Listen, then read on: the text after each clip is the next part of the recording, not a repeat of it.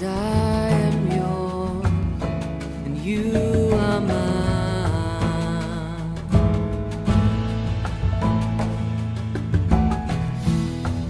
'Cause I am yours, you are mine. సంఖ్యాకాండము 5వ అధ్యాయము 1వ వచనం నుండి. మరియు యెహోవా మోషేకు ఇలాగ సెలవిచ్చెను, ప్రతి కుష్ఠరోగిని, స్రావము గల ప్రతివానిని, శవము ముట్టుట వలన అపవిత్రుడైన ప్రతివానిని పాళెములో నుండి వెలివేయవలనని ఇజ్రాయేలీలకు ఆజ్ఞాపించుము. నేను నివసించుచుండు వారి పాళెమును వారు అపవిత్రపరచుకుంటున్నట్లు మగవానినేమి ఆడుదానినేమి అందరినీ పంపివేయవలెను. వారిని ఆ పాళెము వెలుపలికి వెళ్లగొట్టవలెను. ఇజ్రాయేలీలు అలాగు చేసిరి. పాళెము వెలుపలికి అట్టి వారిని వెళ్లగొట్టిరి. యెహోవా మోషేకు ఆజ్ఞాపించినట్లు ఇజ్రాయేలీలు చేసిరి.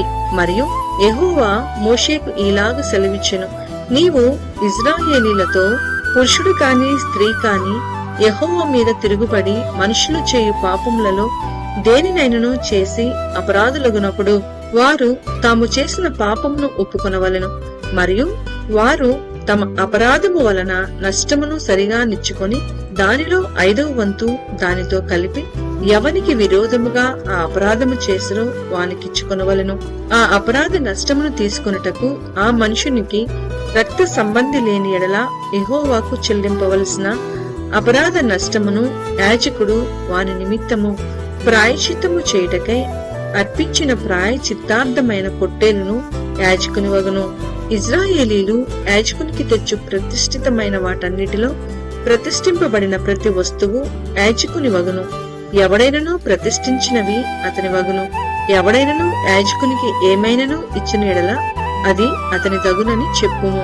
యెహోవా మోషేకు ఇలాగ సెలవిచ్చెను, నీవు ఇజ్రాయేలీలతో ఇట్లనుము, ఒకని భార్య త్రోవ తప్పి వానిని, ఒకని భార్య త్రోవ తప్పి వానికి ద్రోహము చేసిన ఎడల, అనగా వేరొకడు ఆమెతో వీర్యస్థలనముగా శయనించిన ఎడల, ఆమె భర్తకు ఆ సంగతి తెలియబడక వాని కన్నులకు మరుగైయుండి ఆమె అపవిత్రపరచబడినదనుటకు సాక్ష్యము లేకపోయినను, ఆమె పట్టుబడకపోయినను వాని మనసులో రోషము పుట్టి అపవిత్రపరచబడిన తన భార్య మీద కోపపడిన ఎడల, లేక వాని మనసులో రోషము పుట్టి అపవిత్రపరచబడని తన భార్య మీద కోపపడిన ఎడల, ఆ పురుషుడు యాజకుని యొద్దకు తన భార్యను తీసుకుని వచ్చి ఆమె విషయము తూమెడు యవల పిండిలో 10వ వంతును తేవలెను. వాడు దాని మీద తైలము పోయకూడదు, దాని మీద సాంబ్రాణి వేయకూడదు. ఏలయనగా అది రోష విషయమైన నైవేద్యము, అనగా దోషమును జ్ఞాపకము చేయుటకై జ్ఞాపకార్థమైన నైవేద్యము. అప్పుడు యాజకుడు ఆమెను దగ్గరకు తీసుకుని వచ్చి యెహోవా సన్నిధిని ఆమెను నిలవబెట్టవలెను. తరువాత యాజకుడు మంటి కుండతో పరిశుద్ధమైన నీళ్లు తీసుకొనవలెను. మరియు యాజకుడు మందిరములో నేలనున్న ధూళి కొంచెము తీసుకొని ఆ నీళ్లలో వేయవలెను.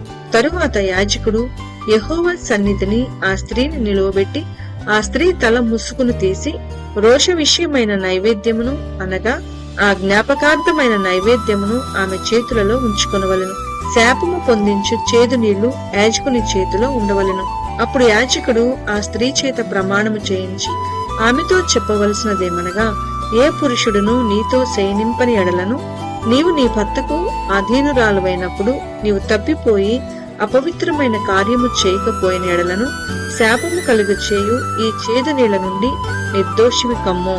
నీవు నీ భర్తకు అధీనురాలువైనప్పుడు నీవు త్రోవ తప్పి అపవిత్రపరచబడిన ఎడల, అనగా నీ భర్తకు మారుగా వేరొక పురుషుడు నీతో కూటమి చేసిన ఎడల, యెహోవా నీ నడుము పడినట్లును నీ కడుపు ఉబ్బునట్లును చేయుట వలన యెహోవా నీ జనుల మధ్యను నిన్ను శపథమునకును ప్రమాణమునకును ఆస్పదముగా చేయుగాక. శాపము కలుగు చేయు ఈ నీళ్లు నీ కడుపు ఉబ్బునట్లును నీ నడుము పడినట్లును చేయుటకు నీ కడుపులోనికి పోవునని చెప్పి యాజకుడు ఆ స్త్రీ చేత శపథ ప్రమాణము చేయించిన తరువాత ఆ స్త్రీ ఆమేన్ అని చెప్పవలెను. తరువాత యాజకుడు పత్రము మీద ఆ శపథములను వ్రాసి ఆ చేదు నీళ్లతో వాటిని తుడిచి శాపము కలుగు చేయు ఆ చేదు నీళ్లను ఆ స్త్రీకి త్రాగింపవలెను.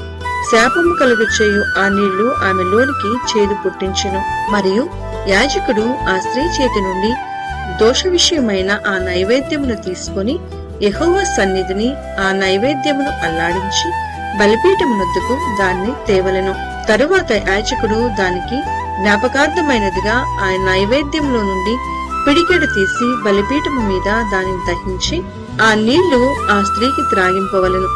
అతడు ఆమెకు ఆ నీళ్లు త్రాగించిన తరువాత జరుగునదేదనగా, ఆమె అపవిత్రపరచబడి తన భర్తకు ద్రోహము చేసిన ఎడల శాపము కలుగు చేయు ఆ నీళ్లు చేదై ఆమెలోనికి చేరిన తర్వాత ఆమె కడుపు ఊపును, ఆమె నడుము పడిపోవును. ఆ స్త్రీ తన జనుల మధ్య శాపమునకు ఆస్పదముగా నుండును.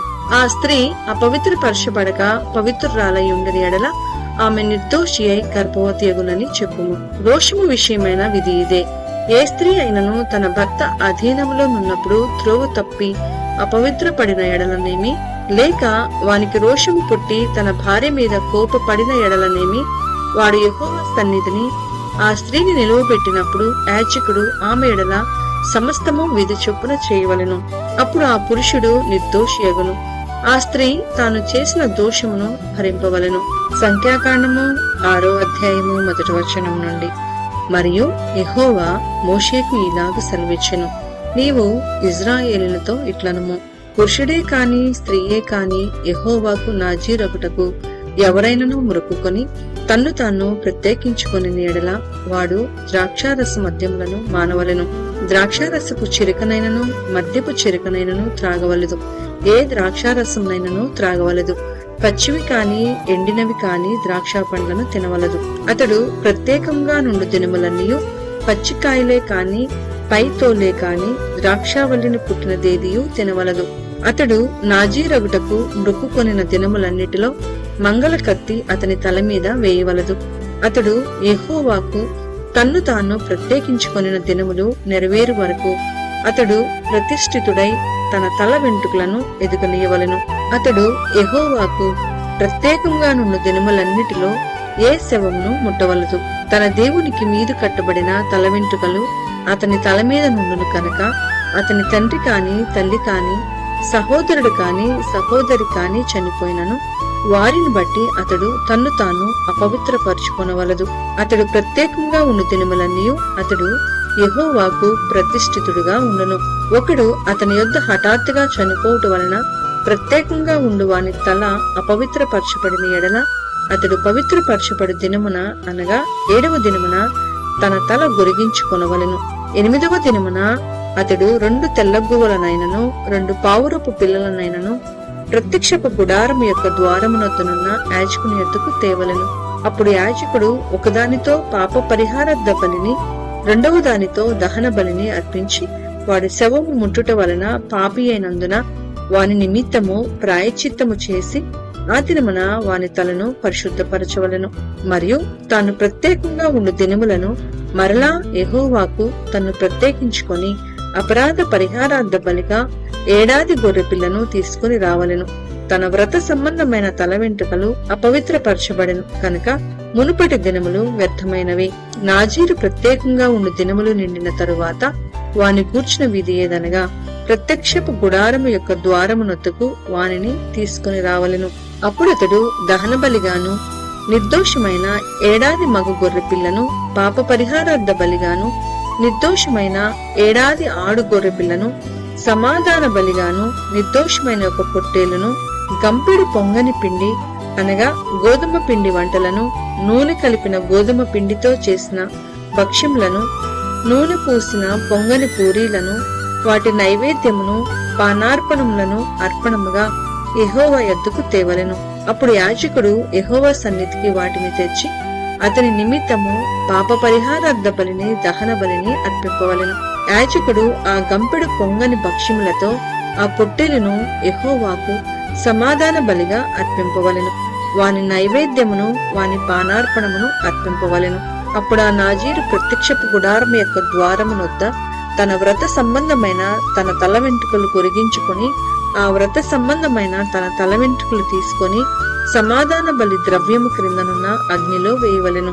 మరియు యాజకుడు ఆ పొట్టేలు యొక్క వండిన జబ్బను ఆ గంపలో నుండి పొంగని యొక్క పక్షమును పొంగని యొక్క పూరీని తీసుకొని నాజీరు తన వ్రత సంబంధమైన వెంట్రుకలు పొరిగించుకొనిన పిమ్మట అతని చేతుల మీద వాటినుంచవలెను. తరువాత యాజకుడు యెహోవా సన్నిధిని అల్లాడింపబడు అర్పణముగా వాటిని అల్లాడింపవలెను. అల్లాడింపబడు బోరతోనూ ప్రతిష్ఠితమైన జబ్బతోనూ అది యాజకునికి ప్రతిష్ఠితమగును. తరువాత ఆ నాజీరు ద్రాక్షారసము త్రాగవచ్చును. మ్రొక్కుకొనిన నాజీరు తన కలిమి కొలది ఇచ్చుదాని గూర్చిన విధియు, అతడు నాజీరై ఉన్నందున యెహోవాకు అర్పింపవలసిన దాని గూర్చిన విధియు ఇదే. తాను మ్రొక్కుకొనిన మ్రొక్కుబడి చొప్పున నాజీరును గూర్చిన విధిని బట్టి ఇది అంతయు చేయవలనని చెప్పుము. యెహోవా మోషేకు ఈలాగు సెలవిచ్చెను, నీవు అహరోనుతోనూ అతని కుమారులతోనూ ఈలాగనుము, మీరు ఇశ్రాయేలీయులను ఈలాగు దీవింపవలెను. యెహోవా నిన్ను ఆశీర్వదించి నిన్ను కాపాడును. యెహోవా నీకు తన సన్నిధిని ప్రకాశింపచేసి నిన్ను కరుణించును కాక. యెహోవా నీ మీద తన సన్నిధి కాంతి ఉదయింపచేసి నీకు సమాధానము కలిగచేయును కాక. అట్లు వారు ఇశ్రాయేలీయుల మీద నా నామమును ఉచ్చరించుట వలన నేను వారిని ఆశీర్వదించెదను.